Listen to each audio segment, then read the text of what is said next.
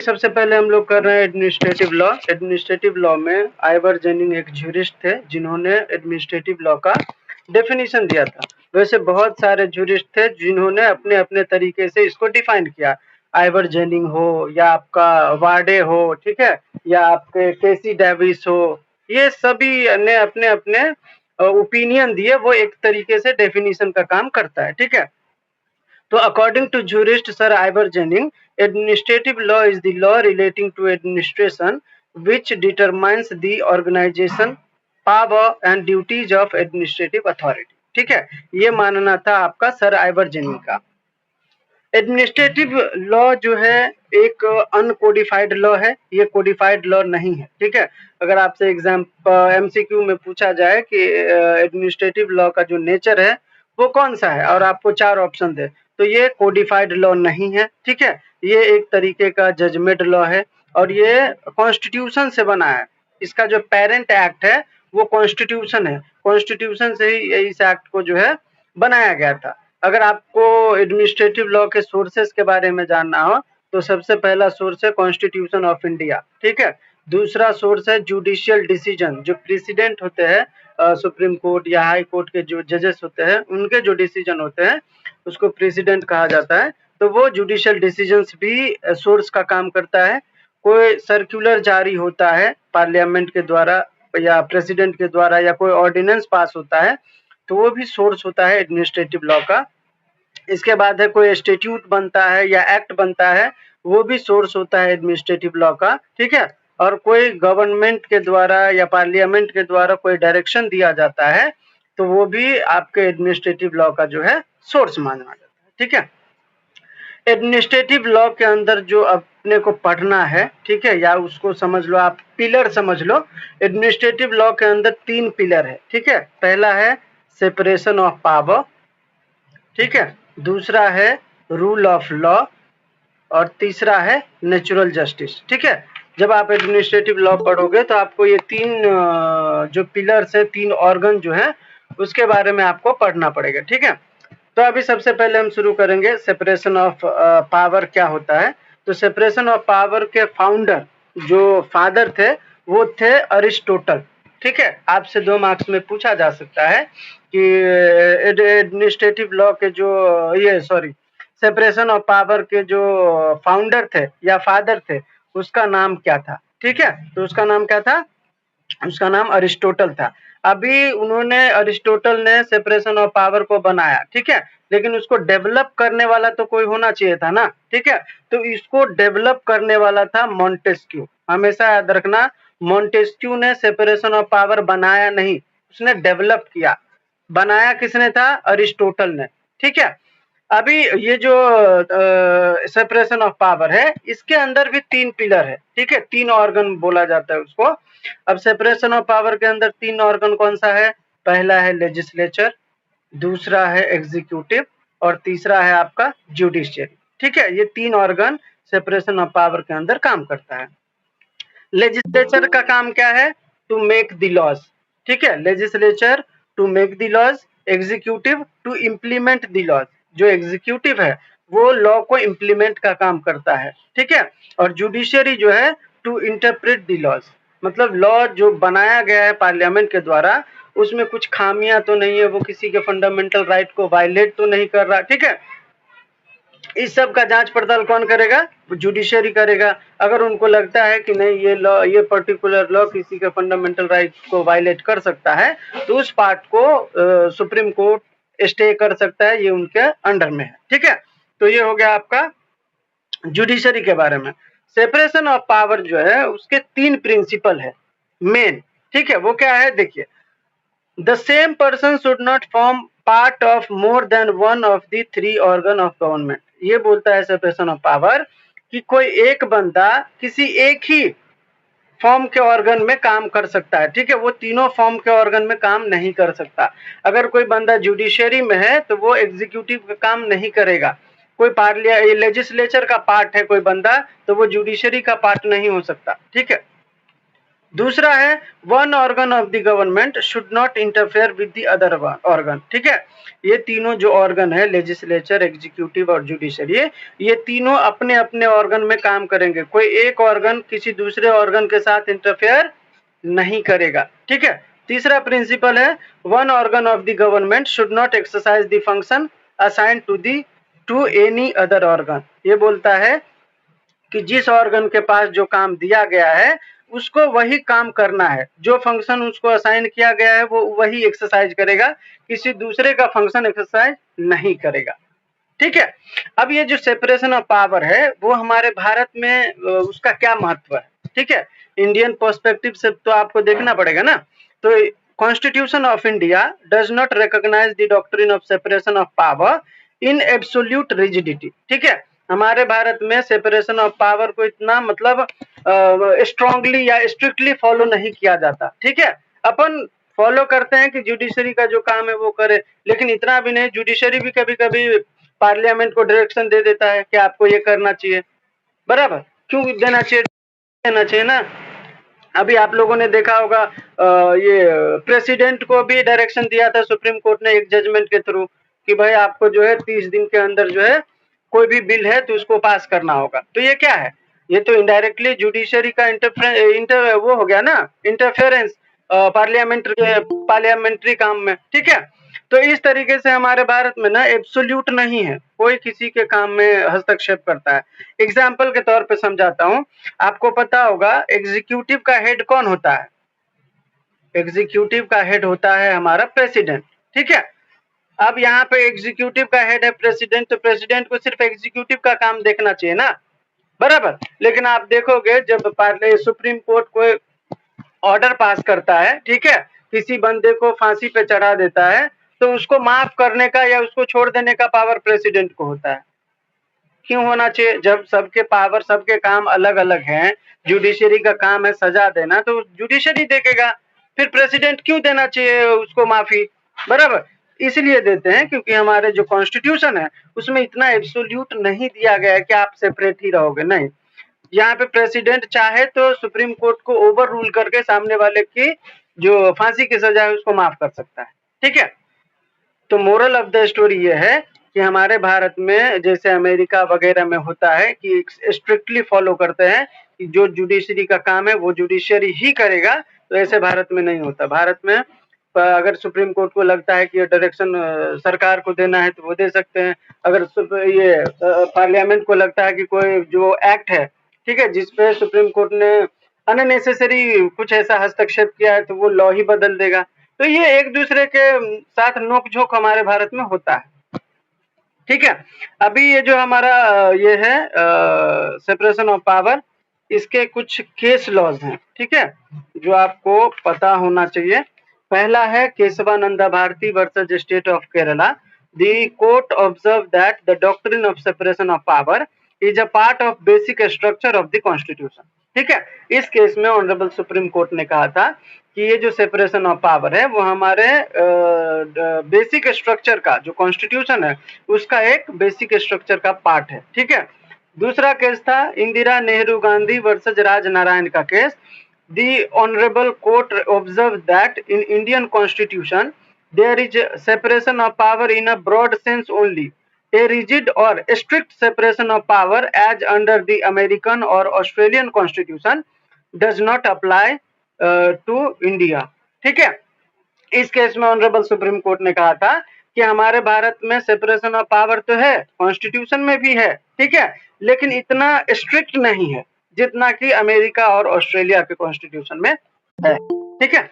ये हो गया हमारा सेपरेशन ऑफ पावर के। इसमें हम लोग फटाफट करेंगे क्योंकि अपने को 4-5 सब्जेक्ट कवर करना है, ठीक है।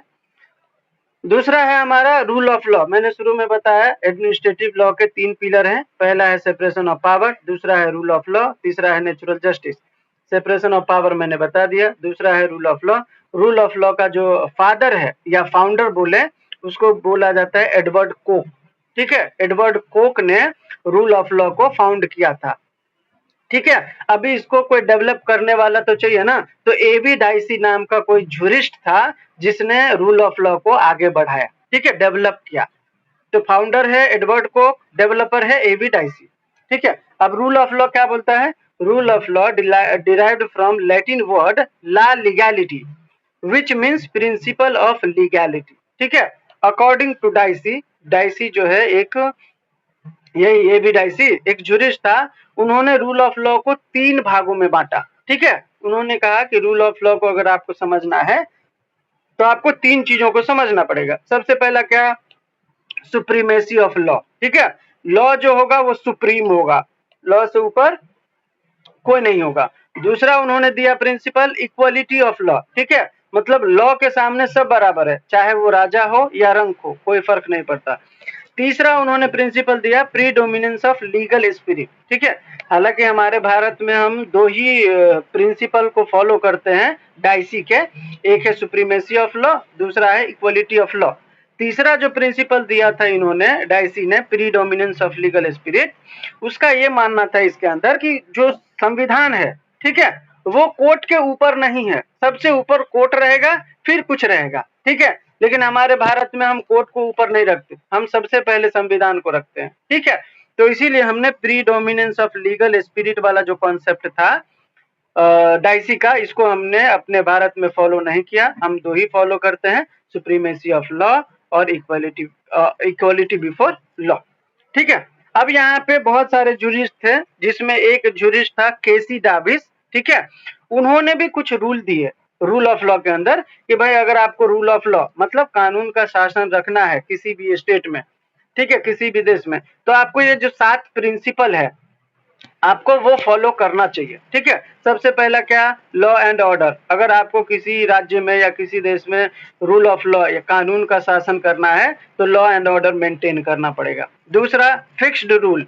आपको रूल ऐसा नहीं है कि हर दिन कुछ नए नए रूल लाओ, नहीं, ऐसे में सब कुछ गलत हो जाएगा। आपको फिक्स्ड रूल बनाना है कि इस काम के लिए यही रूल रहेगा, कुछ इसमें चेंजेस नहीं। ठीक है, तीसरा है एलिमिनेशन ऑफ डिस्क्रिमिनेशन। डिस्क्रिमिनेशन, ठीक है, नहीं डिस्क्रिएशन है, एलिमिनेशन ऑफ डिस्क्रिएशन। अगर किसी को आप पावर दे रहे हैं ना तो उसको मतलब एलिमिनेट भी कर सकते हैं, ये आपके पास होना चाहिए। ऐसा नहीं है कि किसी को डिस्क्रिशनरी पावर दे दिए, ठीक है, तो आप उसको एलिमिनेट नहीं कर सकते, हटा नहीं सकते, नहीं, ये होना चाहिए। तीसरा है चौथा है प्रेफरेंस ऑफ जजेस एंड ऑर्डिनरी कोर्स। ठीक है, उन्होंने कहा कि जजेस जो होते हैं सुप्रीम कोर्ट को का या हाई कोर्ट का, उनको प्रेफरेंस देना चाहिए। ठीक है, तभी आप रूल ऑफ लॉ को फॉलो कर पाओगे। नेक्स्ट उन्होंने दिया था नेचुरल जस्टिस। अगर आपको रूल ऑफ लॉ आपके स्टेट में लागू करना है तो नेचुरल जस्टिस का ख्याल रखना पड़ेगा। ठीक है, इसके बाद छठा प्रिंसिपल था उनका ड्यू प्रोसेस ऑफ लॉ। कोई भी काम करें तो कानून के हिसाब से करें, ऐसा नहीं है कि कानून फॉलो करने के लिए आप कानून को ही तोड़ रहे हैं। ठीक है, तो आपको जो भी करना है ड्यू प्रोसेस करना है। ठीक है, और लास्टली उनका 7वां जो प्रिंसिपल था वो था जुडिशियल रिव्यू। ठीक है, अगर आपको रूल ऑफ लॉ मेंटेन करना है तो आपको जुडिशियल रिव्यू करना ही होगा। ठीक है, तो ये आपका जो है केसी डाविस ने दिया था। अब रूल ऑफ लॉ का हमारे भारत में क्या महत्व है उसके बारे में भी आपको समझना चाहिए। तो रूल ऑफ लॉ हमारे भारत में हमारे कॉन्स्टिट्यूशन के अंदर मेंशन है। प्रियम्बल में कहा गया है जस्टिस, लिबर्टी, इक्वलिटी, ये रूल ऑफ लॉ के से ही लिया गया है। ठीक है, नेक्स्ट है आर्टिकल 14 इक्वलिटी बिफोर लॉ, ये रूल ऑफ लॉ से ही लिया गया है। ठीक है, article 20 right to life and liberty, ये रूल ऑफ लॉ से ही लिया गया है। ठीक है, तो हमारे कॉन्स्टिट्यूशन में रूल ऑफ लॉ की बात करें तो प्रियम्बल है, आर्टिकल 14 है, आर्टिकल 21 है। ठीक है, अब यहाँ पे कुछ केस लॉज हैं जो इम्पोर्टेंट है रूल ऑफ लॉ के लिए। सबसे पहला है Maneka Gandhi versus Union of India. Supreme Court ने क्या ऑब्जर्व किया?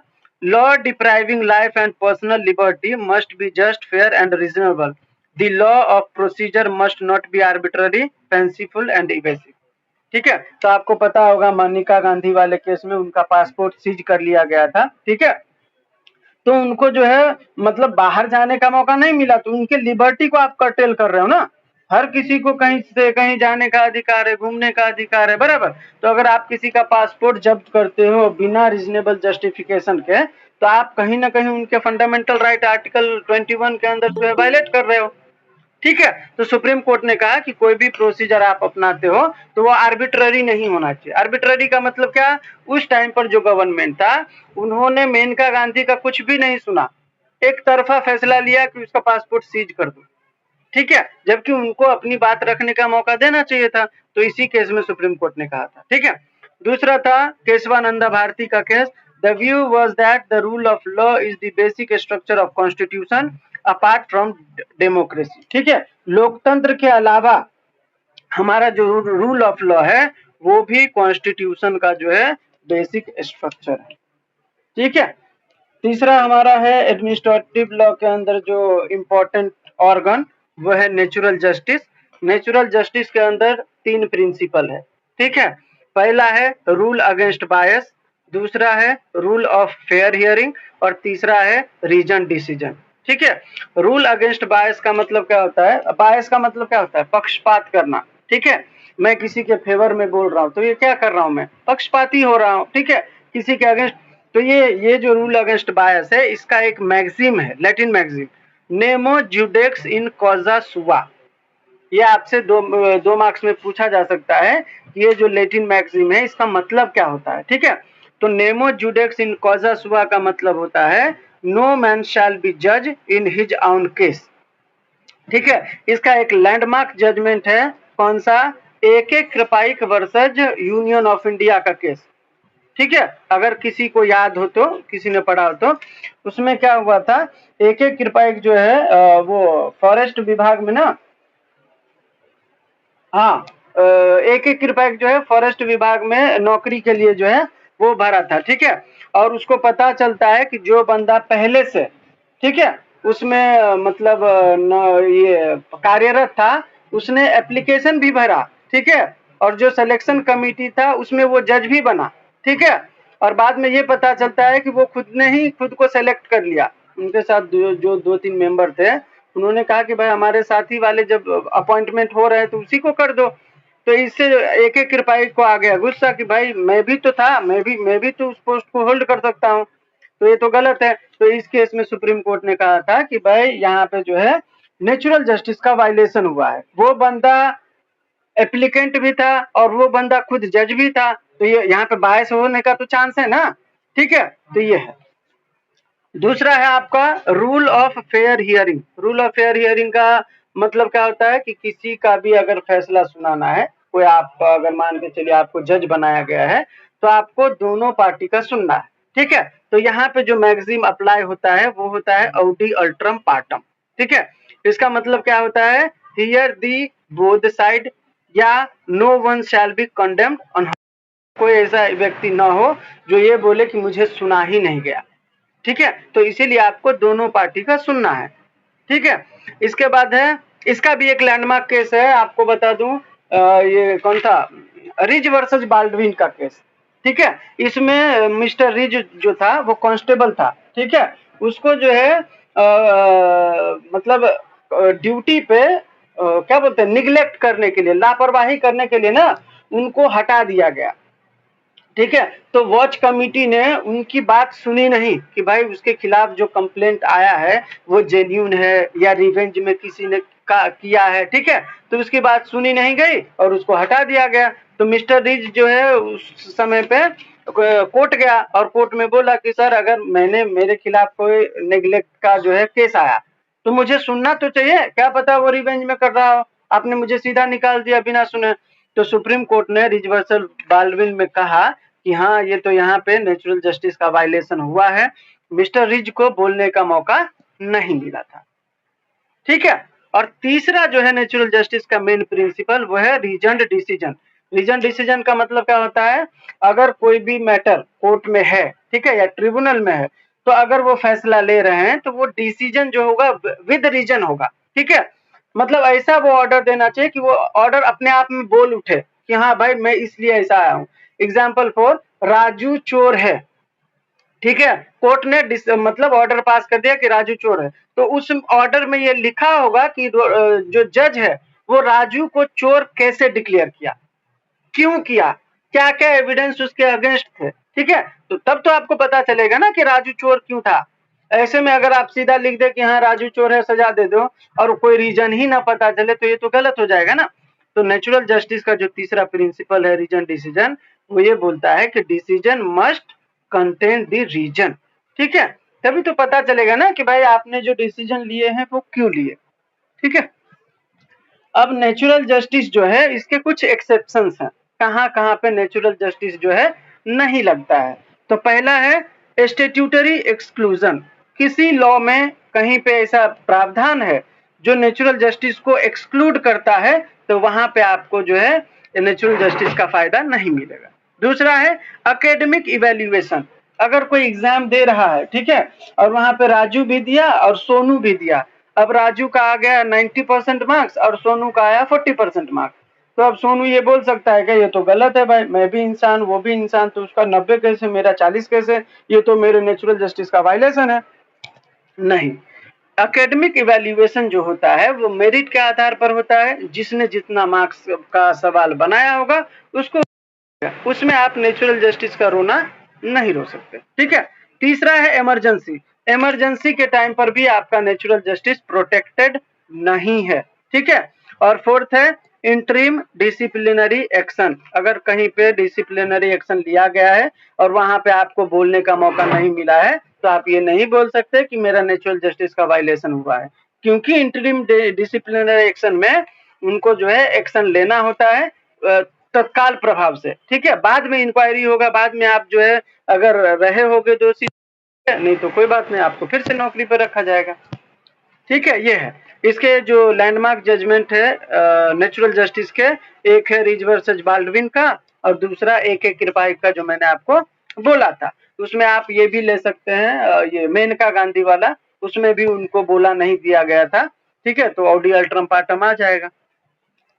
अब ये जो नेचुरल जस्टिस है हमारे कॉन्स्टिट्यूशन में कहाँ है? ऐसा कुछ तो होगा हमारे कॉन्स्टिट्यूशन में। तो हमारे कॉन्स्टिट्यूशन में नेचुरल जस्टिस प्रियम्बल में है। ठीक है, जहाँ पे बोला गया है सोशियली, इकोनॉमिकली एंड पॉलिटिकली, ठीक है, हम सबको क्या करेंगे? जस्टिस देंगे। ठीक है, लिबर्टी रहेगा किस चीज का? बिलीफ का, थॉट का, वर्शिप का, ये सब क्या है? आजादी दे रहे हैं हम। इक्वलिटी दे रहे हैं किस चीज का? अपॉर्चुनिटी का, स्टेटस का। तो ये सारी चीजें प्रियम्बल में है जो नेचुरल जस्टिस से जुड़ता हुआ है। ठीक है, फिर है आर्टिकल 14 जो इक्वल प्रोटेक्शन की बात करता है कि भाई जो भारत के लोग हैं सबको इक्वली प्रोटेक्शन मिलेगा। ऐसा नहीं है कि कोई बड़े मतलब कोई ब्राह्मण है तो उसको ज्यादा सेफ्टी फील हो, कोई मतलब लोअर कास्ट का है तो उसको जो है उसके साथ गलत ट्रीटमेंट हो, नहीं। नेचुरल जस्टिस बोलता है सब बराबर, इक्वल प्रोटेक्शन मिलना चाहिए। फिर आर्टिकल 21 में है, आर्टिकल 22 में है फेयर हियरिंग, आर्टिकल 39A में है कि भाई कोई भी बंदा है तो उसको फ्री लीगल सर्विस मिलना चाहिए। आर्टिकल 311 में है protection of civil servant, article 32 में है, ठीक है, कॉन्स्टिट्यूशनल सोल्यूशन।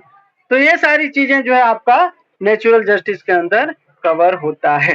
ठीक है, अब ये जो हमारा एडमिनिस्ट्रेटिव लॉ है इसके अंदर एक और इम्पोर्टेंट कॉन्सेप्ट आता है जिसको कहा गया है जुडिशियल रिव्यू।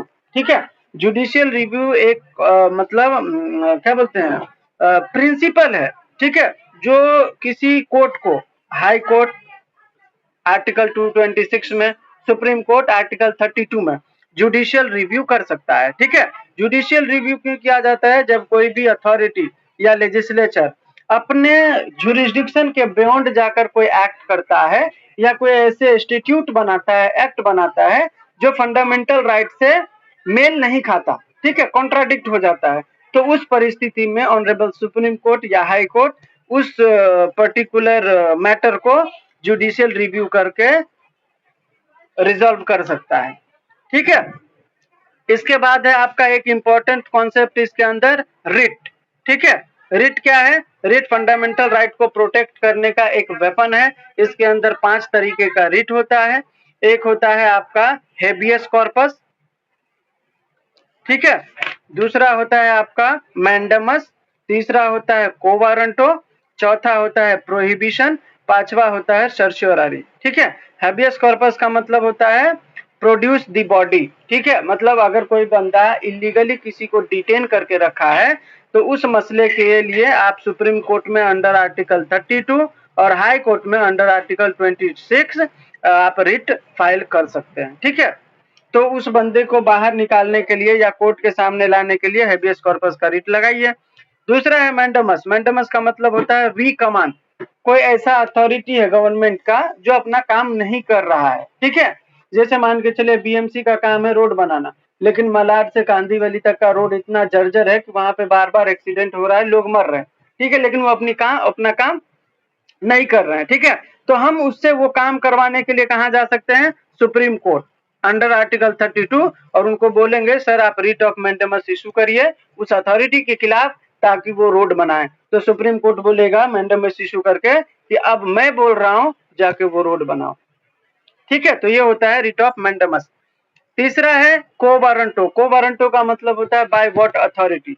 कोई भी बंदा जब किसी पोजीशन को इलीगली होल्ड करके रखता है, ठीक है, तो ये बोला जाता है कि भाई तुम किस मतलब हक से इस पोस्ट को होल्ड किए हो। एग्जाम्पल फॉर ट्रेन में जब आप जाते हैं तो कभी कभी ये खास करके यूपी बिहार के ट्रेन में होता है, मतलब कांस्टेबल भी आ जाता है वर्दी में टिकट चेक करने के लिए। क्यों? टिकट नहीं होगा तो झोल मार के निकल जाएंगे, ऐसा। ठीक है, हालांकि ट्रेन के लिए टीटी बनाया गया है, टिकट चेक करने का अधिकार उसको है, कांस्टेबल को है क्या? नहीं है, तो वो गलत कर रहा है ना, वो उसका काम है ही नहीं।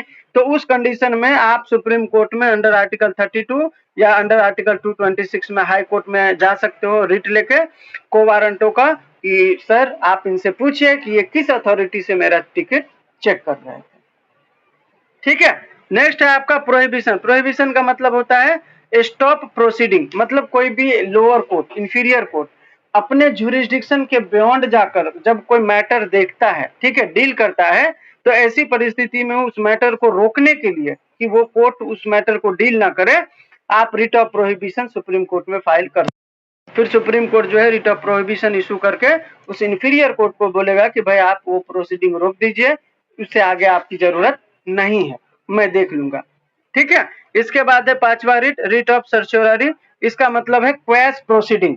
ठीक है, या जो प्रोसीडिंग इंफीरियर कोर्ट कर रहे थे और उन्होंने उसमें फैसला सुना दिया। ठीक है, एग्जाम्पल फॉर उन्होंने कोई मैटर लिया था, वो बियॉन्ड ज्यूरिसडिक्शन जाके, उनका ज्यूरिसडिक्शन नहीं था और उन्होंने फैसला भी सुना दिया। तो इस परिस्थिति में आप रिट ऑफ सर्चोररी लगाते हो। इसमें सुप्रीम कोर्ट क्या करते हैं, उसके ऑर्डर को जो भी उन्होंने पास किया होगा उसको तुरंत जो है क्वैश कर देते हैं, खत्म कर देते हैं, और फिर मैटर उनको उनसे लेके जो अप्रोप्रिएट अथॉरिटी है उनके पास भेज देते हैं। ठीक है, तो क्वैश और ट्रांसफर द प्रोसीडिंग, ये होता है रिट ऑफ सर्चोररी। ठीक है, तो यही है मोटा मोटी आपके एडमिनिस्ट्रेटिव लॉ के अंदर। यहाँ तक में किसी को कोई डाउट है? क्लियर है एडमिनिस्ट्रेटिव लॉ? अपन फटाफट करेंगे क्योंकि 4-5 लॉ कवर करना है। ठीक है, समझा सभी को कि ज्यादा फास्ट हो गया?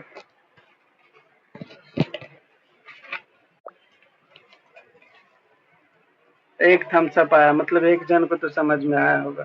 ठीक है, ठीक है, चलिए अब हम शुरू करते हैं। चलेगा चलेगा, अब हम शुरू करते हैं फैमिली लॉ। ठीक है, फैमिली लॉ में सबसे पहले हम करने वाले हैं हिंदू लॉ।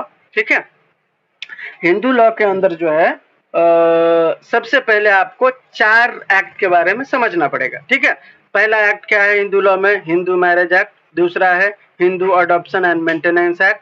तीसरा है Hindu minority and guardianship act, और चौथा है हिंदू सक्सेशन एक्ट। ठीक है, 2 मार्क्स के लिए आपको एमसीक्यू में ये पूछा जा सकता है कि हिंदू मैरिज एक्ट कब आया था, ठीक है, या इन्फोर्स कब हुआ था, या वो एक्ट कौन सा नंबर का था, ये पूछा जा सकता है 2 मार्क्स में। ठीक है, तो हिंदू मैरिज एक्ट जो है 1955 में आया था। ठीक है, ये इनैक्ट हुआ था 18 तारीख को, 18 मई। ठीक है, 18 मई 1955 को ये एक्ट इनैक्ट भी हुआ था और इन्फोर्स भी उसी तारीख को हो गया था। ठीक है, और ये जो एक्ट था हिंदू मैरिज एक्ट 1955 का 25वां एक्ट था। ठीक है, कभी कभी एक्ट नंबर भी पूछ दिया जाता है, इसीलिए मैं एक्ट नंबर भी बता रहा हूं। ठीक है, दूसरा एक्ट है हमारा Hindu adoption and maintenance act. ये एक्ट इनैक्ट भी हुआ था 21/12 को 1956 में, और इन्फोर्स भी हुआ था 21/12/1956 में। ठीक है, और ये 1956 का जो है 78th एक्ट था। मतलब 1956 में 77 एक्ट 77 एक्ट ऑलरेडी बन चुके थे, ठीक है। उसके बाद ये एक्ट आया था Hindu adoption and maintenance act, जो कि 78th जो है एक्ट था, ठीक है। इसके बाद तीसरा है Hindu minority and guardianship act, ये आया था आपका 25 अगस्त 1956 को, ठीक है, और इन्फोर्स भी हुआ था उसी तारीख को, और ये 1956 का 32 नंबर का एक्ट था, ठीक है। उससे पहले 31 एक्ट ऑलरेडी बन चुके थे, ठीक है। लास्ट है हमारा हिंदू सक्सेशन एक्ट, ये आया था 17/6/1956 को, और ये एक्ट नंबर था 30, ठीक है। इन्फोर्स भी हुआ था ये 17/6 को, और इनएक्ट भी हुआ था 17/6 को, ठीक है। तो ये चारों हम अभी पढ़ेंगे डिटेल में, कोई प्रॉब्लम नहीं है, ठीक है। तो देखिए, हम हिंदू लॉ पढ़ रहे हैं, तो सबसे पहला सवाल ये आएगा कि हिंदू है कौन, ठीक है। Who is Hindu? हिंदू जो बाय बर्थ हिंदू है, हिंदू जो कन्वर्ट हो गया हिंदुइज्म में, ठीक है। हिंदू जो मुस्लिम नहीं है, क्रिश्चियन नहीं है, पारसी नहीं है, जीव नहीं है, वो हिंदू है, ठीक है। बुद्धिस्ट हो, जैन हो, सिख हो या हिंदू हो, सब क्या है? हिंदू है। तो हिंदू कौन है? जो बाय बर्थ है, या जो हिंदुइज्म में कन्वर्ट हो गया, या जो मुस्लिम नहीं है वो हिंदू होगा, जो क्रिश्चियन नहीं है वो हिंदू होगा, जो पारसी नहीं है वो हिंदू होगा। और हिंदू के अंदर कौन कौन आएंगे? बुद्ध आएंगे, जो बौद्ध धर्म बोलते हैं, जैन धर्म आएंगे, सिख धर्म आएंगे, सारे हिंदू के अंदर कवर होते हैं, ठीक है। अब हिंदू लॉ का जो ये कॉन्सेप्ट है, ठीक है, उसका सोर्स क्या है, कहाँ से आया है हिंदू लॉ, ठीक है। तो हिंदू लॉ के टोटल 7 सोर्स हैं, ठीक है। 4 हैं एंशिएंट पीरियड के और 3 हैं मॉडर्न पीरियड के। एंशिएंट पीरियड में पहला है श्रुति, जिसमें वेद उपनिषद वगैरह आते हैं। दूसरा है स्मृति, जिसमें मनुस्मृति, नारद स्मृति वगैरह आते हैं। तीसरा है कस्टम्स, जो रिचुअल्स रीति रिवाज आते गए वो भी हमारे हिंदू लॉ के सोर्स बन गए। और चौथा है कमेंट्री एंड डाइजेस्ट, जो बड़े बड़े संत महापुरुष हुए, जो हमारे हिंदू धर्म के बारे में अपने अपने जो है ज्ञानवर्धन किए, वो भी हमारा क्या हो गया? सोर्स बन गया, ठीक है। मॉडर्न सोर्स में 3 है। पहला है लेजिस्लेशन, ठीक है। लेजिस्लेशन मतलब कानून के हिसाब से जो लॉ बनाया गया वो सोर्स बन गया। दूसरा है जुडिशियल डिसीजन, कोर्ट ने जो प्रेसिडेंट दिए वो बन गया। और तीसरा है justice, equity and good conscience, किसी ऐसी परिस्थिति में जहां पे लगे कि भाई ये सही है ये गलत है, ठीक है, और हम मोरालिटी के आधार पर उसको सही मान के आगे बढ़ते हैं, वो होता है equity, justice and good conscience. तो ये 7 तरीके का जो है सोर्स है हमारे हिंदू लॉ का। अब हिंदू लॉ के अंदर जो है स्कूल्स भी हैं, ठीक है। कौन कौन से हैं? तो मुख्य रूप से 2 स्कूल हैं। पहला है मिताक्षरा स्कूल ऑफ लॉ, दूसरा है दया भागा स्कूल ऑफ लॉ, ठीक है। मिताक्षरा स्कूल के अंदर सब स्कूल्स हैं, सब डिविजनल स्कूल। पहला है बनारस स्कूल, दूसरा है मिथिला स्कूल, तीसरा है बॉम्बे स्कूल, चौथा है मद्रास स्कूल, और पांचवा है पंजाब स्कूल। बनारस स्कूल जो है वो यूपी को कवर करता है, मिथिला स्कूल जो है वो बिहार को कवर करता है, बॉम्बे स्कूल जो है वो बॉम्बे को कवर करता है, मद्रास जो है साउथ मुंबई जो है मद्रास, वो जो द्रविड़ लोग होते हैं ना उसको कवर करता है, और पंजाब स्कूल पंजाब रीजन के लोगों को कवर करता है, ठीक है।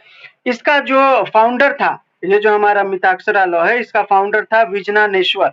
कभी कभी 2 मार्क्स के लिए पूछा जा सकता है आपको कि मिताक्षरा स्कूल ऑफ लॉ के फाउंडर कौन है, तो विजनानेश्वर है, ठीक है। दूसरा था हमारा स्कूल दया भागा स्कूल। दया भागा स्कूल जो है सिर्फ 2 ही स्टेट में फॉलो किया जाता है, पहला है वेस्ट बंगाल और दूसरा है असम। यही दोनों स्टेट में दया भागा स्कूल के मतलब इसमें काम होता है। बेसिक मतलब फर्क क्या है दोनों में, अगर एक लाइन में पूछो तो मिताक्षरा स्कूल बोलता है कि भाई कोई भी प्रॉपर्टी है, ठीक है, अगर उसका मतलब एंशिएंट प्रॉपर्टी है तो वो सब में बटेगा, ठीक है। और दया भागा स्कूल बोलता है कि नहीं, जो लीगल हियर होंगे उसको मिलेगा, ठीक है। ऐसा नहीं है कि वो एंसेस्टर प्रॉपर्टी है तो सबका नहीं, उसने जिसको दिया होगा उसी को मिलेगा, या जो लीगल हियर होगा उसको मिलेगा। ये थिन लाइन है, ठीक है, दोनों में। मतलब मिताक्षरा स्कूल में बाय बॉर्न आपको मिलेगा जन्म मतलब अधिकार प्रॉपर्टी में। दया भागा स्कूल में ऐसा नहीं है, बाय बॉर्न आपको नहीं मिलेगा, आपको दिया जाएगा तभी मिलेगा, नहीं तो नहीं मिलेगा, ठीक है। अभी हम बढ़ते हैं आगे। तो ये जो दया भागा स्कूल है इसका जो फाउंडर है वो है जिमुत वाहना, याद रखना हमेशा। दया भागा स्कूल के जो फाउंडर हैं वो हैं जिमुत वाहना। तो ये हो गया हमारा ओवरऑल हिंदू लॉ। अब हिंदू लॉ के अंदर जो है हमारा पहला क्या था, एक्ट, हिंदू मैरिज एक्ट। तो हम पढ़ेंगे हिंदू मैरिज एक्ट। ठीक है, हिंदू मैरिज एक्ट में जो इम्पोर्टेंट सेक्शंस है जो आपसे पूछा जा सकता है, वो सबसे पहला क्या है कि भाई हिंदू मैरिज एक्ट में जो शादी होगा वो वैलिड शादी कैसे होगा। तो कंडीशंस ऑफ एसेंशियल ऑफ मतलब वैलिड मैरिज या कंडीशंस ऑफ वैलिड मैरिज किस में बताया गया है, सेक्शन 5 में। ठीक है, सेक्शन 5 क्या बोलता है, देखिए, neither party should have spouse alive. किसी भी अगर कोई वाइफ जिंदा है, ठीक है, तो वो शादी नहीं होगा। तो वैलिड शादी करने के लिए क्या करना पड़ेगा, आपको सिंगल रहना है। ठीक है, दूसरा है both must be Hindu. Hindu दोनों पार्टी जो है हिंदू होना चाहिए। ठीक है, इसके बाद है वैलिड एज। वैलिड एज का मतलब क्या है, लड़के का 21, लड़की का 18। ठीक है, फोर्थ कंसेंट। कंसेंट क्या, फ्री होना चाहिए, कोई दबाव नहीं, कोई कोवर्जन नहीं, कोई अंडू इन्फ्लुएंस नहीं, ठीक है, कोई फोर्स नहीं। इस तरीके से अगर आपने कंसेंट लेके किया है तो वो वैलिड मैरिज नहीं होगा, तो कंसेंट फ्री। पांचवा है prohibited relationship must be avoided. Prohibited relationship का मतलब क्या होता है, मैं आपको एग्जांपल देता हूं। जैसे देवर और भाभी का, ये प्रोहिबिटेड रिलेशनशिप है हमारे मतलब हिंदू लॉ में। चाची भतीजे का, मामा भांजे का, ठीक है, ये सब जो शादियां हैं वो प्रोहिबिटेड रिलेशनशिप में आता है। आप ऐसे शादी नहीं कर सकते। तो अगर आपने ऐसा शादी नहीं किया है तो आपका शादी वैलिड माना जाएगा। इसके बाद है नेक्स्ट, नॉट सपिंडा रिलेशनशिप। सपिंडा का मतलब होता है सेम पिंड। मैं हूं, मेरे पापा थे, मेरे बेटे हैं, मेरे बेटे के बेटे हैं। तो इस तरीके से अगर बाप के साइड से देखें तो 5 जनरेशन और माँ के साइड से देखें तो 3 जनरेशन अगर सेम सेम है तो आपका वो सपिंडा रिलेशनशिप है, आप उसमें शादी नहीं कर सकते। ठीक है, तो आपको 2 मार्क्स में पूछा जा सकता है कि सपिंडा रिलेशनशिप के लिए जो जनरेशन है वो फादर साइड से कितना है, तो 5 है। ठीक है, और मदर साइड से कितना है, 3 है। अगर मदर साइड से आपने 5वें जनरेशन में शादी की तो फिर वो इनवैलिड नहीं होगा, वैलिड होगा। क्यों, क्योंकि आपने सपिंडा रिलेशनशिप को ब्रेक कर दिया, आप आगे बढ़ गए। ठीक है, तो ये है। 7वां है सेरेमनी मस्ट बी परफॉर्म्ड। जैसे अपने लोगों में होता है ना, अग्नि के साथ फिर सिंदूर लगाना, तो सप्तपदी रिचुअल्स होंगे ही होंगे, तब ये शादी जो है वैलिड माना जाएगा। ठीक है, तो आपसे पूछा जा सकता है एसेंशियल ऑफ वैलिड मैरिज के ऊपर, इसीलिए मैंने बता दिया। अब हमारे हिंदू लॉ में शादी तो हो गई, इतने मतलब तरीके थे, इतने एसेंशियल थे। अब शादी कितने टाइप का होता है हिंदू लॉ में, तो हिंदू लॉ में शादी जो है 8 टाइप का होता है। ठीक है, ये एंशिएंट पीरियड के हिसाब से। मॉडर्न पीरियड के हिसाब से 3 होता है, जैसे आपको पता होगा वैलिड मैरिज, वॉइडेबल मैरिज और वॉइड मैरिज, ये मॉडर्न तरीका है। लेकिन हमारे जो एंशिएंट पीरियड के शादियां थी उसमें 8 टाइप का था। पहला था ब्रह्म मैरिज, ठीक है, दूसरा था देव मैरिज, तीसरा था अर्श मैरिज, चौथा था प्रजापत्य मैरिज। ये चारों मैरिज जो है अप्रूव्ड माना जाता है, मतलब अच्छे फॉर्म में कि ये शादी करो तो आप अच्छा माना जाता है। इसके अलावा 4 और जो मैरिज था वो था गंधर्व मैरिज, असुर मैरिज, राक्षस मैरिज और पैशाच मैरिज। ये चारों भी एंशिएंट पीरियड के ही मैरिज थे, लेकिन ये अनअप्रूव्ड थे। ठीक है, अनअप्रूव्ड मतलब इसको गलत माना जाता था। गलत क्यों माना जाता था, तो ये जो चारों शादी है ना, किसी में बोलता है कि तुम लड़की को उठा के जबरदस्ती लेके जाओ और फिर शादी कर लो। किसी में बोलता है कि लड़की की कंसेंट की जरूरत नहीं है, शादी हमें करना है तो उसे क्यों पूछे, कर लो। किसी में कहा गया है कि लड़की का जो है मतलब कंसेंट हो या ना हो, जबरदस्ती उससे शादी करो। किसी में बोला गया है कि लड़की के बाप को ही खरीद लो, पैसा मार दो, जितना प्रॉपर्टी है दे दो, कर लो शादी। तो इस तरीके से अगर अगर आप शादी करते हैं तो ये वैलिड थोड़ी होगा, तो इसीलिए इसको अनअप्रूव। ठीक है, अभी हमारे जो मॉडर्न एज में है शादियां, वो 3 तरीके से कंसीडर होता है। या तो आपकी शादी वैलिड होगी, या तो आपकी शादी वॉइडेबल होगी, या तो आपकी शादी वॉइड होगी। वैलिड का मतलब आपने सेक्शन 5 में जो कंडीशन दिए गए थे, जो मैंने अभी बताया आपको कि दोनों पार्टी हिंदू होना चाहिए, वैलिड एज होना चाहिए, कंसेंट फ्री होना चाहिए, प्रोहिबिटेड रिलेशनशिप में नहीं होना चाहिए, सपिंडा रिलेशनशिप में नहीं होना चाहिए, सप्तपदी रिचुअल्स जो हो हैं वो परफॉर्म होना चाहिए, करेक्ट। तो ये सब क्या है, सेक्शन 5 के अंदर बताए गए हैं।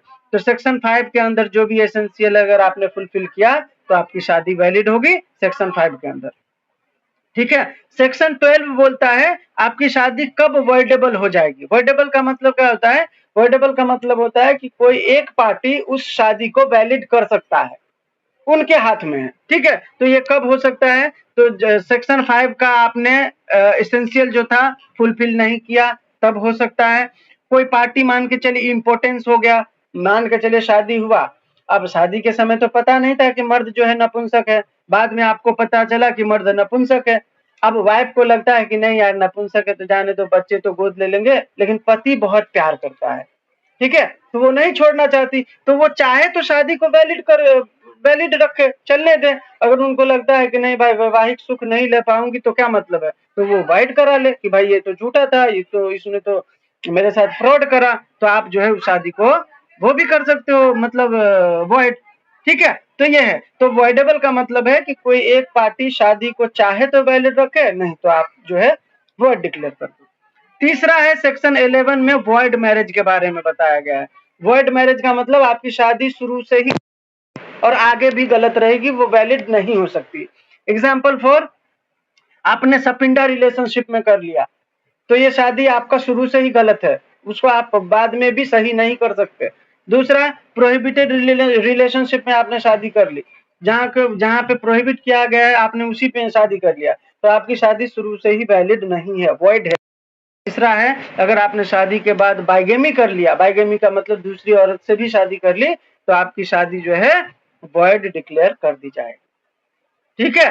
तो सेक्शन 5 में वैलिड मैरिज, सेक्शन 12 में वॉइडेबल मैरिज और सेक्शन 11 में वॉइड मैरिज का कॉन्सेप्ट दिया गया है। अभी हमने शादी करा दिया तो शादी के बाद डाइवोर्स तो कराना पड़ेगा, तो डाइवोर्स का है सेक्शन 13।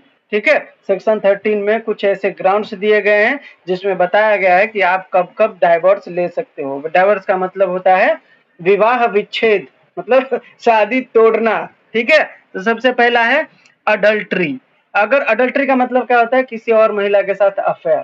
ठीक है। तो अगर अडल्ट्री करते कोई भी स्पाउस पाए जाते हैं, डाइवोर्स ग्रांटेड। क्रुअल्टी मतलब मेंटली या फिजिकली आपने वाइफ को जो है मेंटली या फिजिकली टॉर्चर किया, या हस्बैंड को ही वाइफ करती है किसी किसी केस में, तो डाइवोर्स ग्रांटेड। डिजर्सन, डिजर्सन का मतलब क्या होता है, 2 साल से पति पत्नी अपने वैवाहिक जीवन का सुख नहीं ले रहे हैं, अलग अलग रह रहे हैं, तो 2 साल से अगर दोनों में दूरियां हैं तो ये होता है डिजर्सन ग्रांटेड। ठीक है। फोर्थ है कन्वर्जन, अगर पति ने धर्म बदल लिया या पत्नी ने धर्म बदल लिया तो सेक्शन 13 बोलता है डाइवर्स ग्रांटेड। पांचवा है मेंटल डिसऑर्डर, अनसाउंड माइंड है, पागलपन का दौरा पड़ता है, divorce granted. Venereal disease, AIDS है, HIV है, ऐसा कोई सेक्सुअल बीमारी है जो फैल सकता है, divorce granted. Renunciation of the world, संन्यास ले लेना, मोह माया छोड़ देना, पर्वत पे जाके बैठ जाना, तो उसमें क्या होगा, diverse granted. Presumption of death, 7 साल से वो बंदा नहीं मिल रहा है, कुंभ के मेले में बिछड़ गया, ठीक है, कोर्ट क्या मानेगा कि अब वो मर गया है, डाइवर्स ग्रांटेड। कुछ ऐसे डाइवर्स का कंडीशन है जो सिर्फ महिलाओं को मिला है, ठीक है, कि महिला चाहे तो डाइवर्स ले सकती है। ऐसा प्रावधान सेक्शन 13 के सब क्लॉज 2 में बताया गया है। ठीक है। जैसे हस्बैंड हैज अनदर वाइफ, अगर पति की दूसरी वाइफ है, वाइफ चाहे तो डाइवर्स दे सकती है। After marriage husband commit rape, शादी के बाद अगर हस्बैंड का रेप कमिट करता है, वाइफ डाइवर्स दे सकती है। Marriage under age then girl can file, अगर महिला का जो है शादी 18 साल से कम उम्र में हुआ था, महिला चाहे तो वो डाइवर्स ले सकती है। Maintenance order not followed by the husband, अगर कोर्ट ने मेंटेनेंस का ऑर्डर पास किया था कि आप अपनी वाइफ को मेंटेन करो, पैसा दिया करो, ठीक है, और वो पैसा नहीं देता है तो वाइफ चाहे तो डाइवर्स ले सकती है। ठीक है। अब ये तो हो गया डाइवर्स के बारे में। शादी जब हम करते हैं तो हमारे कुछ अधिकार मिलते हैं शादी के बाद, चाहे वो पत्नी हो या पति हो, तो उस अधिकार को क्या बोला जाता है, कंजुगल राइट। ठीक है। विवाहोपरांत जो हमारे अधिकार दिए जाते हैं लॉ के द्वारा, वो होता है कंजुगल राइट। तो रेस्टिट्यूशन ऑफ कंजुगल राइट का एक कॉन्सेप्ट आता है हमारे हिंदू लॉ में। इसमें ये कहा गया है कि अगर कोई पति पत्नी है, ठीक है, और बिना किसी रीजन के, जैसे मान के चलिए वाइफ है, बिना किसी रीजन के अपने मायके चली गई और वो नहीं आ रही है, ठीक है, तो इस केस में क्या होगा, इस केस में पति जो है रेस्टिट्यूशन ऑफ कंजुगल राइट का जो है अधिकार लेते हुए कोर्ट में पिटीशन फाइल कर सकता है कि सर मेरी पत्नी मेरे से शादी की थी, ठीक है, वो बिना वजह अपने मायके चली गई और नहीं आ रही है, तो आप मेरे इस अधिकार का जो है मतलब वो करिए, मतलब तामील कराइए और मेरी वाइफ को मेरे घर पे वापस ला के दीजिए, ठीक है। तो कोर्ट जो है सामने वाली वाइफ को पूछेगा कि मैडम आपने शादी किया था, कोई जबरदस्ती तो नहीं था, नहीं था, तो फिर आपको क्यों नहीं रहना, अगर नहीं रहना है तो रीजन बताइए, रीजन सेटिस्फैक्टरी है तो आप डाइवोर्स ले लीजिए। ऐसे आप बिना मतलब कुछ बताए अलग रहेंगी तो कैसे पता चलेगा, अगर सामने वाले को शादी करना होगा तो वो भी नहीं कर सकता, समझ रहे हो। तो कोर्ट उनको पूछेगा कि भाई अगर आपको कोई ऐसा रीजन है जिसके कारण नहीं रहना है तो आप डाइवोर्स ले लीजिए, अगर कोई रीजन नहीं है तो फिर आपको रहना पड़ेगा, क्योंकि हिंदू लॉ में रेस्टिट्यूशन ऑफ कंजुगल राइट का कॉन्सेप्ट सेक्शन 9 में दिया गया है, जिसमें हस्बैंड अपनी वाइफ को मंगा सकता है, वाइफ अपने हस्बैंड को जबरदस्ती अपने घर पे मंगा सकती है, अगर बिना रीजन वो अलग होता है, ठीक है। नेक्स्ट कॉन्सेप्ट है इसके अंदर सेक्शन 10 में जुडिशियल सेपरेशन।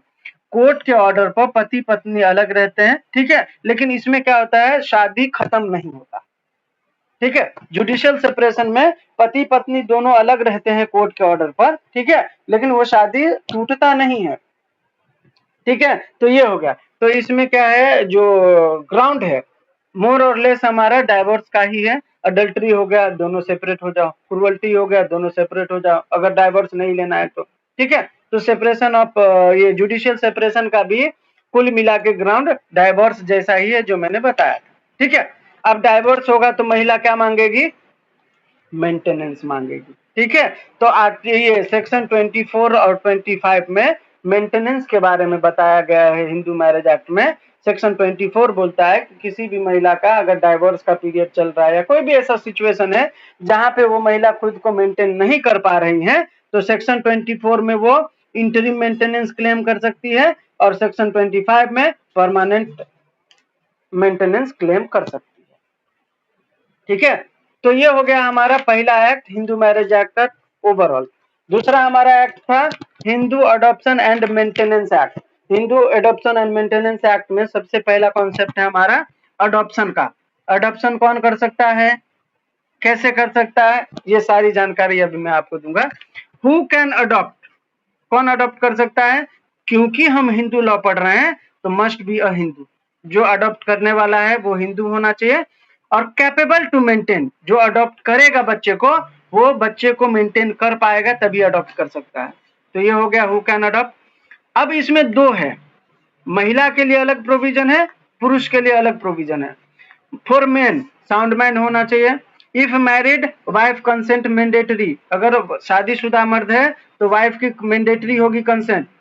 तीसरा नो चाइल्ड, बच्चे नहीं होंगे तभी वो अडॉप्ट कर सकता है। Fourth opposite gender 21 year gap, अगर कोई मर्द है, ठीक है, लड़की गोद लेना चाह रहा है तो 21 साल का गैप होना चाहिए, ठीक है।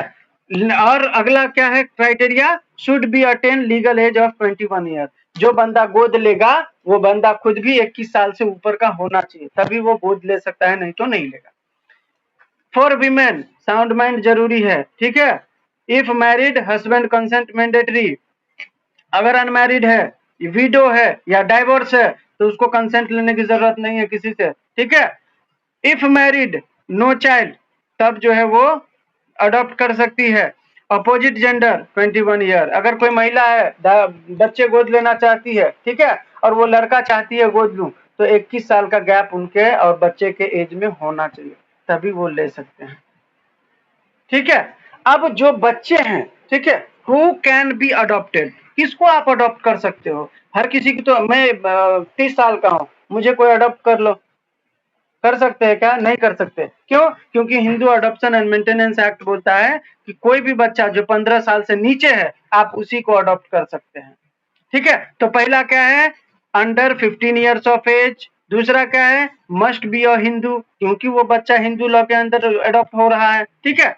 तीसरा है अनमैरिड चाइल्ड, बच्चा जो है अनमैरिड होना चाहिए, शादीशुदा नहीं होना चाहिए। और इसके बाद है fourth ground capable for being taken, ठीक है, मतलब वो बच्चा जो है अडॉप्ट करने के लिए कैपेबल हो। कैपेबल इन द सेंस कि वो बच्चा पहले से किसी ने उसको अडॉप्ट ना कर लिया हो, तो फिर वो कैपेबल नहीं होगा, क्योंकि किसी एक बच्चे का एक ही बार अडॉप्शन हो सकता है। कोई दो बंदा मिलके दो बार किसी बच्चे को अडॉप्ट नहीं कर सकता, ठीक है। तो एक ही बार अडॉप्ट होना चाहिए। उसके माँ बाप जो है अपने विल से वो बच्चा अडॉप्ट करना चाहिए, तभी तो मतलब वो कैपेबल होगा ना अडॉप्शन के लिए, ठीक है। तो ये सारी चीजें हैं। तो एक इम्पोर्टेंट कॉन्सेप्ट है यहाँ पर, एक बार जब कोई भी बच्चा अडॉप्ट हो जाता है लीगली, ठीक है, तो उसके फैमिली से उसका सारा रिश्ता खत्म हो जाता है। जो उसका बायोलॉजिकल फैमिली होता है उससे सारा कनेक्शन उसका खत्म हो जाता है। जिसके घर में वो अडॉप्ट करके आते हैं उसके साथ उसका सारा कनेक्शन जुड़ जाता है, जैसे कि उस घर में वो बच्चा जन्म लिया हो, ठीक है। और वंस अडॉप्टेड परमानेंट अडॉप्टेड, कोई बच्चा एक बार अडॉप्ट हो गया तो वो परमानेंट अडॉप्ट हो जाता है, ठीक है।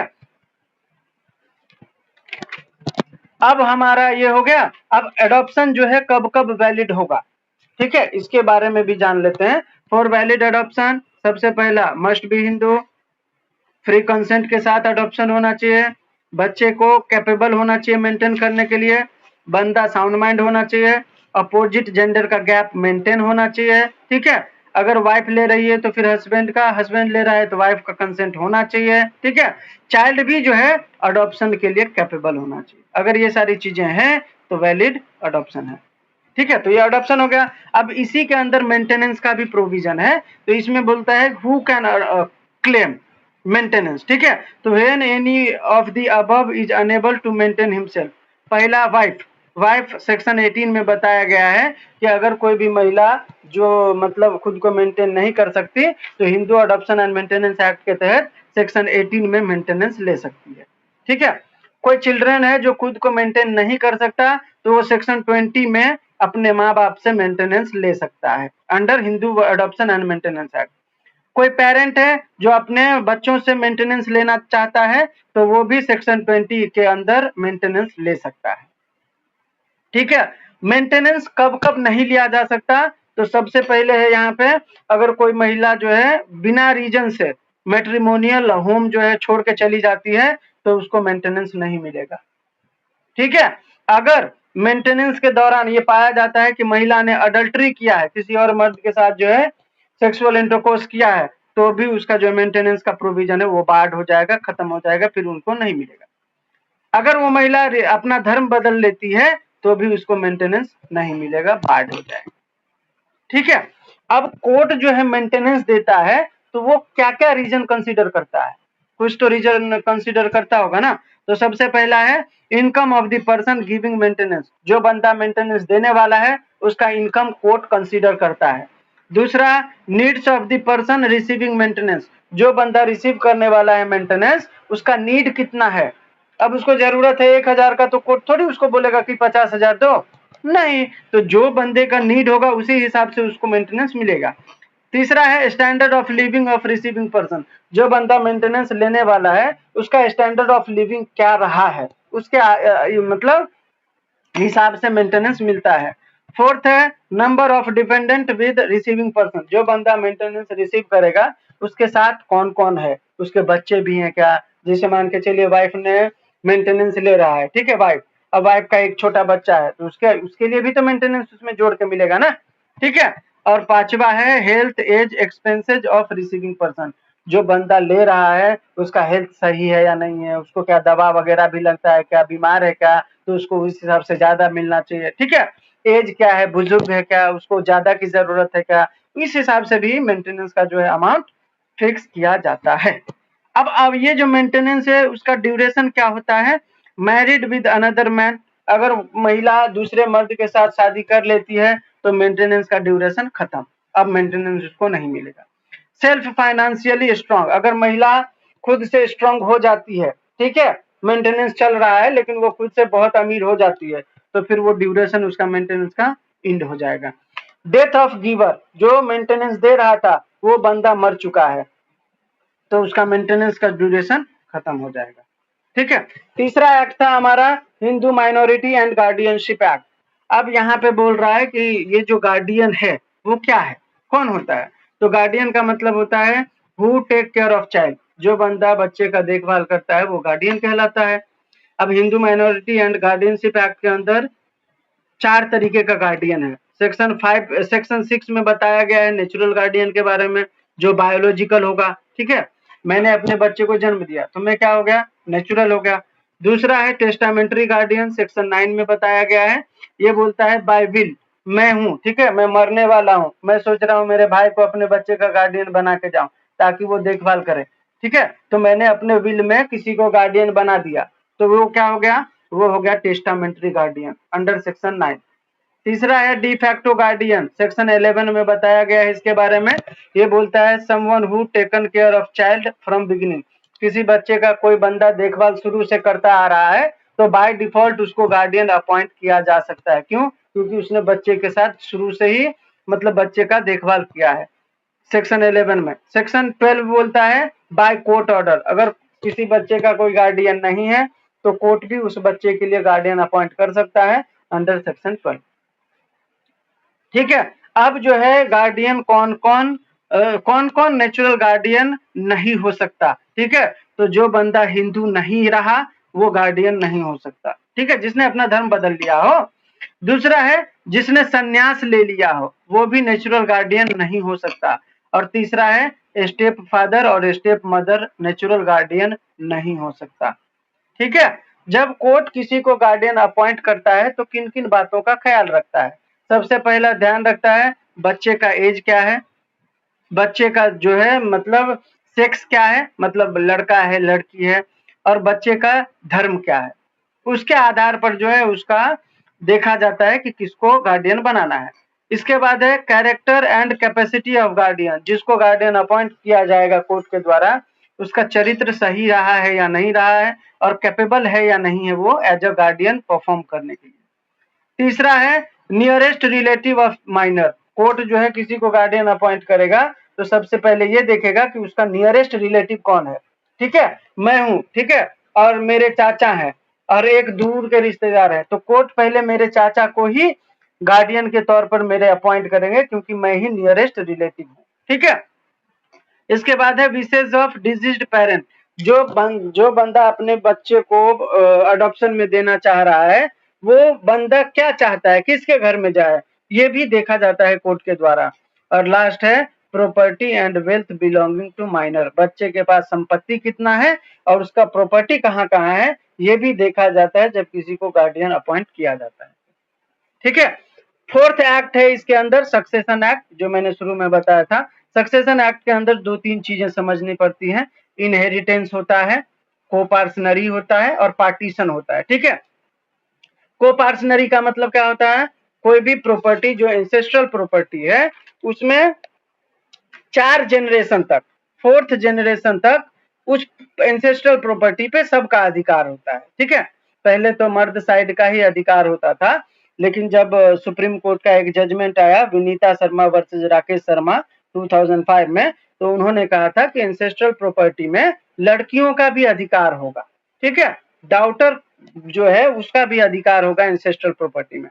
तो 2005 में जब अमेंडमेंट आया इस जजमेंट के बाद तो एंसेस्ट्रल प्रॉपर्टी में जो है कोपार्सनरी राइट बेटियों को भी मिलने लगा, ठीक है। तो 4 जनरेशन चाहे लड़का हो या लड़की हो उनको एंसेस्ट्रल प्रॉपर्टी में अधिकार मिलता है, तो वो अधिकार जो लेते हैं वो कोपार्सनरी के तौर पे लेते हैं, ठीक है। तो 4 जनरेशन जो होता है वो होता है कोपार्सनरी। अब यही जनरेशन थोड़ा आगे बढ़ा दो, 7 जनरेशन कर दो तो ये क्या हो जाएगा, हिंदू ज्वाइंट फैमिली, ठीक है। किसी फैमिली का 7 जनरेशन हिंदू ज्वाइंट फैमिली के अंदर आता है, किसी फैमिली का 4 जनरेशन कोपार्सनरी के अंदर आता है, ठीक है। अब किसी का डाउट होगा सर हिंदू अनडिवाइडेड फैमिली क्या होता है, तो हिंदू अनडिवाइडेड फैमिली का कॉन्सेप्ट हिंदू लॉ में कहीं नहीं है। इनकम टैक्स एक्ट में यह बताया गया है कि हिंदू अनडिवाइडेड फैमिली वो फैमिली होगा जो हिंदू ज्वाइंट फैमिली है और उसके पास बहुत सारा प्रॉपर्टी है, तो हम उसको हिंदू अनडिवाइडेड फैमिली माने, ठीक है। तो ये हो गया। अब हमारा कहाँ थे हम लोग, हाँ हम लोगों ने कोपार्टनर समझ लिया। अब हम समझते हैं पार्टीशन। तो पार्टीशन जो होता है वो 2 प्रॉपर्टी का हो सकता है, एक हो सकता है सेल्फ फाउंड प्रॉपर्टी का और दूसरा हो सकता है एंसेस्ट्रल प्रॉपर्टी का। सेल्फ फाउंड का मतलब मैंने खुद से खरीदा था तो मैं जिसको देना चाहूंगा दे सकता हूँ। एंसेस्ट्रल प्रॉपर्टी है तो वो कोपर्सनरी राइट रहेगा, सबको मिल जाएगा। ठीक है, पार्टीशन कैसे कैसे कर सकते हो, तो डीड बना के भी आप कर सकते हो, एग्रीमेंट बना के, ठीक है, मुंह से भी बोल के कर सकते हो, सूट फाइल के कर सकते हो, विल बाय विल आप कर सकते हो, और सामने वाली को पार्टी को नोटिस दे के भी आप पार्टीशन कर सकते हो। तो ये सब हो गया मोड्स। फैमिली लॉ में मुस्लिम लॉ का भी बहुत इंपॉर्टेंट रोल रहता है। ठीक है, तो मुस्लिम लॉ में सबसे पहले हम समझेंगे कि मुस्लिम कौन होता है, हु इज मुस्लिम। तो मुस्लिम बाय बर्थ होना चाहिए या वन पेरेंट मुस्लिम है, ठीक है, और उसका जो ब्रॉटअप हुआ है, पालन पोषण हुआ है एज अ मुस्लिम हुआ है, तो वो हो जाएगा मुस्लिम। जैसे सलमान खान का, ठीक है, उनके माता पिता जो है एज ए मुस्लिम ही उनको बड़ा किए, तो वो मुस्लिम लोग को ज्यादा फॉलो करते हैं। ठीक है, वो गणपति वगैरह पूजा कर लेते हैं, वो उनका पर्सनल है, लेकिन वो एज अ मुस्लिम ही मतलब बड़े किए गए। ठीक है, तीसरा है बाय प्रोफेस, अगर कि कोई मुस्लिम धर्म को, इस्लाम धर्म को मानता है, उसको फॉलो करता है, उसको प्रोफेस करता है, तो वो मुस्लिम है। और चौथा है बाय कन्वर्जन, जो कन्वर्ट हो गया मुस्लिम लॉ में, मतलब इस्लाम में, तो वो हो गया मुस्लिम। ठीक है, तो ये चार लोग जो हैं मुस्लिम होंगे। अब मुस्लिम लॉ के सोर्स क्या क्या हैं, तो मुस्लिम लॉ में भी सोर्स जो है दो टाइप के हैं, एक एंशिएंट पीरियड का, एक है मॉडर्न पीरियड का। एंशिएंट पीरियड में कुरान आता है, सुन्ना आता है, इजमा आता है, कियास आता है और कस्टम आता है। ये 5 तरीके का जो है सोर्स एंशिएंट सोर्स है। मॉडर्न सोर्स में आता है आपका लेजिस्लेशन, जो लॉ बनाते हैं कोर्ट के द्वारा, जुडिशियल डिसीजन जो प्रेसिडेंट होता है, और इक्विटी, जस्टिस एंड कॉन्सेंस, जो मैंने हिंदू लॉ में बताया था कि क्या सही है क्या गलत है, उसके आधार पर जब फैसला होता है तो वो इक्विटी, जस्टिस एंड कॉन्सेंस होता है। तो ये हो गया सोर्स। मुस्लिम लॉ के कुछ स्कूल्स हैं, ठीक है, इसमें दो मुख्य हैं। पहला है सुन्नी स्कूल ऑफ लॉ, ठीक है, और दूसरा है सिया स्कूल ऑफ लॉ। आपको बता दूं, सुन्नी और सिया जो है मुस्लिम लॉ के अंडर दो कैटेगरी है, मतलब दो पार्ट में बांटे गए हैं। सुन्नी लोगों का ऐसा मानना है कि पैगंबर मोहम्मद जो थे, ठीक है, उनके जगह पे जो उनका मतलब औहदा ले सके, उनके जो पोस्ट, उनका जो मतलब उस समय पर जो मतलब स्थान था, ठीक है, उसको जो ले सके या उनके जो लायक होगा, ठीक है, हम उनको जो है उसका उत्तराधिकारी मानेंगे, हम उनको इमाम मानेंगे। ठीक है, ये था सुन्नी लोगों का विचार। सिया लोगों का विचार था कि नहीं, जो पैगंबर मोहम्मद मोहम्मद थे वो ईश्वर थे, ठीक है, तो उनके जो ब्लड रिलेटिव होंगे ना, उनका ही अंश जो होगा उनमें आएगा, और वही पैगंबर मोहम्मद का स्थान ले सकते हैं। ठीक है, तो दोनों में सिर्फ इसी विचारधारा के लिए दोनों अलग हो गए। ठीक है, मुस्लिम लॉ में कोई अलग अलग जातियां नहीं थी उस समय पे, विचारधारा की लड़ाई थी। एक बोलता था कि भाई उनके जो ब्लड रिलेटिव हैं हम उनको मानेंगे, और एक बोल रहा था कि नहीं, जो मतलब उस पोस्ट के लिए मतलब एलिजिबल है हम उनको बनाएंगे। ठीक है, तो ये था। तो सुन्नी का मानना था कि भाई जो उनके जगह पे सही इमाम बन सकते हैं हम उनको बनाएंगे, वोट करेंगे, चुनेंगे, ठीक है, चुन के बनाएंगे। और सिया का मानना था कि नहीं, जो उनके ब्लड रिलेटिव है उनको मानेंगे। तो सिया का मानना था उस समय पे अली जो थे वो क्लोज रिलेटिव थे उनके, पैगंबर मोहम्मद के, तो वो लोग चाहते थे कि अली बने इमाम, उत्तराधिकारी। और ये जो थे सुन्नी मुस्लिम, उनका मानना था कि पैगंबर मोहम्मद के जो एक दोस्त हुआ करते थे उस समय पर, अबू बकर, उनको पूरा उस समय पे पूरा डिटेल पता था कि कैसे चलाया जा सकता है। ठीक है, तो उनको बनना चाहिए, तो अबू बकर को उत्तराधिकारी मानते थे सुन्नी स्कूल के लोग। ठीक है, तो अब सुन्नी स्कूल के अंदर भी बहुत सारे स्कूल हैं। कौन सा? सुन्नी स्कूल के अंदर है हनफी स्कूल, मलिकी स्कूल, सफई स्कूल, हनबली स्कूल। ठीक है, और सिया स्कूल के अंदर भी 2-3 स्कूल है। पहला है इथाना असरिया स्कूल, दूसरा है इस्माइलिया स्कूल, तीसरा है जैदिया स्कूल। ठीक है, अब हम आते हैं मुस्लिम मैरिज पर। मुस्लिम लॉ के अंदर शादियां भी होती है, उसके एसेंशियल क्या क्या हैं? तो सबसे पहला है प्रपोजल और एक्सेप्टेंस होना चाहिए, एक इजाब करना चाहिए, दूसरा कबूल करना चाहिए। बोलते हैं ना, कबूल है हाँ कबूल है, कबूल है हाँ कबूल है, ऐसा। दूसरा कंसेंट फ्री होना चाहिए। ठीक है, तीसरा कंसिडरेशन होना चाहिए। आप लोगों को पता होगा मुस्लिम लॉ के अंदर जो शादी होता है वो कॉन्ट्रैक्ट होता है, हिंदू लॉ के अंदर जो शादी होता है वो सेक्रामेंट होता है। सेक्रामेंट का मतलब क्या होता है? एक मतलब एक तरीके का जो है संस्कार। हिंदू लॉ में 16 संस्कार होते हैं ना, वो ही उसमें से एक संस्कार है शादी का। ठीक है, लेकिन मुस्लिम लॉ में शादी जो है एक एग्रीमेंट होता है, कॉन्ट्रैक्ट होता है, ठीक है। तो आपको पता है ना किसी कॉन्ट्रैक्ट को फुलफिल करने के लिए क्या जरूरी है, पार्टी कॉम्पिटेंट होगा तब कॉन्ट्रैक्ट सही होगा, ठीक है। एक पार्टी एक्सेप्ट करेगा, एक पार्टी प्रपोजल देगा तब होगा मतलब वैलिड, कंसेंट फ्री होना चाहिए। तो जो एक वैलिड कॉन्ट्रैक्ट करने के लिए एसेंशियल है वही मुस्लिम शादी में, मुस्लिम लॉ के अंदर, मुस्लिम मैरिज में एसेंशियल होगा। तो सबसे पहला क्या जरूरी है, एक्सेप्टेंस, प्रपोजल और एक्सेप्टेंस, कोई ऑफर देगा और दूसरा एक्सेप्ट करेगा। फ्री कंसेंट होना चाहिए, कंसिडरेशन होना चाहिए, कुछ अमाउंट दिया जाना चाहिए, उसी को मेहर कहा जाता है मुस्लिम लॉ के अंदर, ठीक है। मेहर या डावर भी बोलते हैं, ठीक है। ये शादी के समय पर पति के द्वारा अपनी वाइफ को दिए जाने वाले रकम को कहा जाता है, ठीक है। इसके बाद फ्री कंसेंट, इसके बाद पार्टी कॉम्पिटेंट होना चाहिए, साउंड माइंड होना चाहिए। अगला है प्रेजेंस ऑफ टू विटनेस, दो गवाह होने चाहिए।